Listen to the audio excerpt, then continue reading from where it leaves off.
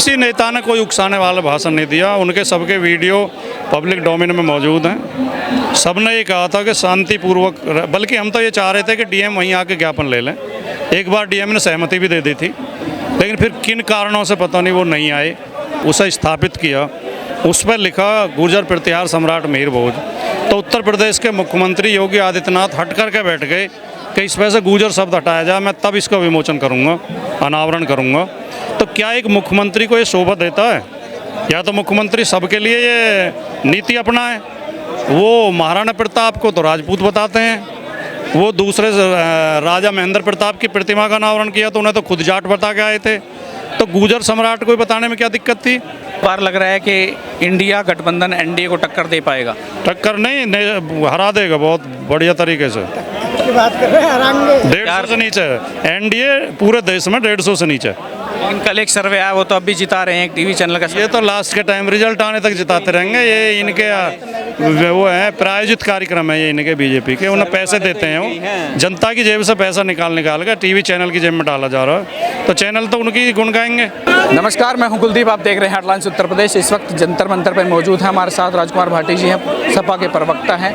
ग्वालियर प्रकरण को लेकर जो धरना यहाँ पर दिया गया इसमें मौजूद है, इनसे बातचीत करेंगे क्या कुछ निर्णय लिया गया है। सर स्वागत है भाटी जी। जी नमस्कार। सर आज धरने पर पहुँचे हो, क्या आपका मकसद था आज का और क्या निर्णय लिया गया है? 25 सितंबर को ग्वालियर में एक गुर्जर महाकुंभ हुआ था। गुर्जर समाज की पंचायत हुई थी। पंचायत के बाद कलेक्ट्रेट पर ज्ञापन देने के लिए गए थे। लोग कुछ ज़्यादा थे, वहाँ पुलिस से थोड़ी बहुत धक्का मुक्की हो गई। एक आध वाहन टूट गया, पुलिस ने भी वाहन तोड़े। पब्लिक तरफ से भी 1-2 पत्थर वत्थर फेंक दिए गए। इतनी बड़ी कोई घटना नहीं थी, कहीं बम फेंके गए हो या किसी की हत्या हो गई या कोई हिंसा हो गई। उसको भी हमने रोकने की कोशिश की थी और उसका भी हम समर्थन नहीं करते। लेकिन सरकार ने उसके बाद जो व्यवहार किया है वो शत्रुता की तरह व्यवहार कर रही है, जैसे ये समाज उनका शत्रु है। 15 लोगों पर इनाम घोषित कर दिए गए 24 घंटे के अंदर। 500 लोगों के खिलाफ 500 के खिलाफ एक FIR में, 200 के खिलाफ एक FIR में, 700 लोगों के खिलाफ मुकदमे दर्ज कर दिए गए। घरों में दबिश दी जा रही है, महिलाओं से बदतमीजी की जा रही है, तोड़फोड़ की जा रही है। सरकार की उस दमनात्मक कार्रवाई के विरोध में आज यहाँ समाज के लोग जंतर मंतर पर इकट्ठे हुए और ज्ञापन सौंपा है। ये उसके विरोध में एक कार्यक्रम था। आप शामिल थे वहाँ पे ग्वालियर में? मैं भी शामिल था, मैं मंच पे था। हुआ नेताओं के जरिए कोई ऐसे भाषण उकसाने वाले दिए गए जिससे कि जनता भड़की? किसी नेता ने कोई उकसाने वाला भाषण नहीं दिया। उनके सबके वीडियो पब्लिक डोमेन में मौजूद हैं। सबने ये कहा था कि शांतिपूर्वक, बल्कि हम तो ये चाह रहे थे कि डीएम वहीं आके ज्ञापन ले लें। एक बार डीएम ने सहमति भी दे दी थी, लेकिन फिर किन कारणों से पता नहीं वो नहीं आए।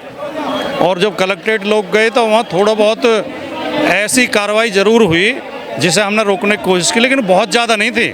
आंदोलनों में आम तौर पर इतनी हो जाती है। लेकिन आपके हिसाब से अगर प्रशासन सख्त रहता, ऐसी व्यवस्था बनाता कि खुद डीएम साहब अगर मंच पे जाते और वहीं पे ज्ञापन की जो प्रक्रिया वो हो जाती तो शायद ये घटना न घटती। प्रशासन का रवैया हमें ये लगा, हमें कारण तो यही बता सकते हैं, हम तो कारण नहीं बता सकते, लेकिन ऐसा ज़रूर लगा कि प्रशासन बहुत उपेक्षापूर्ण व्यवहार कर रहा था। एक जिम्मेदार प्रशासन की भूमिका नहीं थी। और जो एक आंदोलन में हमेशा ये होता है कि सत्ता पक्ष जो है आंदोलनकारियों के साथ एक मैत्री भाव बना कर रखता है, वो वहाँ उसकी अभाव था। एक जो कम्युनिकेशन गैप था प्रशासन की बदइंतजामियों की वजह से और उनकी गलतियों की वजह से ही थोड़ी बहुत जो छिटपुट घटनाएं हुई उनकी वजह से हुई। लेकिन ये देश भर में चला, चाहे सहारनपुर कई जगह, कैथल और जगह घटना घटी, लेकिन इसकी जो शुरुआत हुई वो कहीं ना कहीं दादरी से हुई, जहाँ से आप इलेक्शन लड़ते हैं दादरी से ही आप आते हैं। तो अगर वो शुरुआत में ये चीज़ ना बिगड़ती तो आपके क्या लगता है कि देश में ये अराजकता माहौल जो दिन पर दिन कहीं ना कहीं घटना घटती है, ये इनको विराम लगता है? नहीं तो दादरी की घटना भी क्या थी। एक लगभग 80 वर्ष से एक गुर्जर विद्या सभा वहाँ शिक्षण संस्थाओं का संचालन करती है और उन 6 शिक्षण संस्था गुर्जर विद्या सभा की हैं जिनके सबके नाम मिहिर भोज हैं। उसमें 95% लोग गुर्जर समाज के हैं। उस शिक्षण संस्था के अंदर, डिग्री कॉलेज के अंदर गुर्जर समाज ने अपने चंदे से, अपने पैसे से अपने सम्राट की प्रतिमा लगाई, उसे स्थापित किया। उस पर लिखा गुर्जर प्रतिहार सम्राट मिहिर भोज। तो उत्तर प्रदेश के मुख्यमंत्री योगी आदित्यनाथ हट करके बैठ गए कि इस वजह से गुर्जर शब्द हटाया जाए, मैं तब इसका विमोचन करूँगा, अनावरण करूँगा। तो क्या एक मुख्यमंत्री को ये शोभा देता है? या तो मुख्यमंत्री सबके लिए ये नीति अपनाए। वो महाराणा प्रताप को तो राजपूत बताते हैं, वो दूसरे राजा महेंद्र प्रताप की प्रतिमा का अनावरण किया तो उन्हें तो खुद जाट बता के आए थे।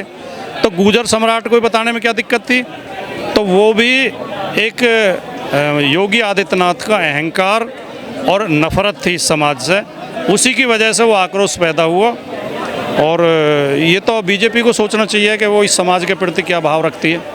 24 की तैयारी में लग चुका है पूरा उत्तर प्रदेश। सपा पार्टी भी आपकी पार्टी है, आप टीवी पे डिबेट में रखते भी, ओपन पक्ष समय समय पर बताते हुए, तो कितनी तैयारी आप मान रहे हैं सपा की इस बार 24 में है?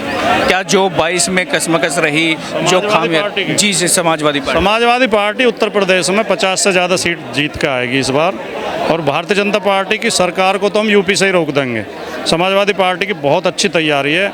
हमारे राष्ट्रीय अध्यक्ष अखिलेश यादव जी रोजाना जनता के बीच जा रहे हैं। अभी बूथ कमेटियों का गठन चल रहा है, जहाँ जहाँ गठन हो गए हैं वहाँ प्रशिक्षण शिविर चल रहे हैं।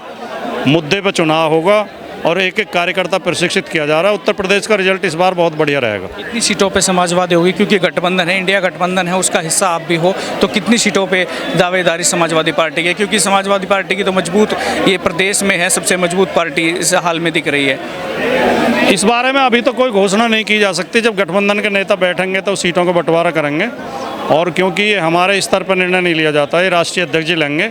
लेकिन ये जरूर है कि मिलकर लड़ेंगे, इसमें सहमति बन चुकी है। तो इस बार लग रहा है कि इंडिया गठबंधन एनडीए को टक्कर दे पाएगा? टक्कर नहीं, हरा देगा बहुत बढ़िया तरीके से। की बात कर रहे हैं, हराएंगे। 150 से नीचे एनडीए पूरे देश में 150 से नीचे। लेकिन कल एक सर्वे आया, वो तो अब भी जिता रहे हैं एक टीवी चैनल का। ये तो लास्ट के टाइम रिजल्ट आने तक जिताते रहेंगे। ये इनके वो है प्रायोजित कार्यक्रम है, ये इनके बीजेपी के। उन्हें पैसे देते हैं, वो जनता की जेब से पैसा निकाल के टीवी चैनल की जेब में डाला जा रहा है, तो चैनल तो उनकी गुण गाएंगे। राजकुमार, आप जैसे जो पोर्टल हैं, जो यूट्यूब चैनल हैं, लोकतंत्र की लड़ाई तो केवल वो लड़ रहे हैं। आज पत्रकारिता तो केवल ये छोटे छोटे यूट्यूब चैनल कर रहे हैं, पोर्टल कर रहे हैं। बड़े चैनल तो ज़्यादातर 90% बिके हुए हैं। आप ये बात रखते भी हैं बड़ी बेपा किसी टीवी चैनल पे, मैंने देखा भी है। हाँ, तो हम तो उनके घर में जाकर घुस कर क्या भाटी जी भी को प्रत्याशी के तौर पे नोएडा से देखा जा सकता है? मेरी इच्छा नहीं है, क्योंकि मेरे पास उतने संसाधन नहीं है। मैं एक बहुत गरीब परिवार से आता हूँ। पार्टी की ओर से तो मुझे संकेत किया गया था, लेकिन मैं लोकसभा नहीं लड़ूंगा। लोकसभा नहीं।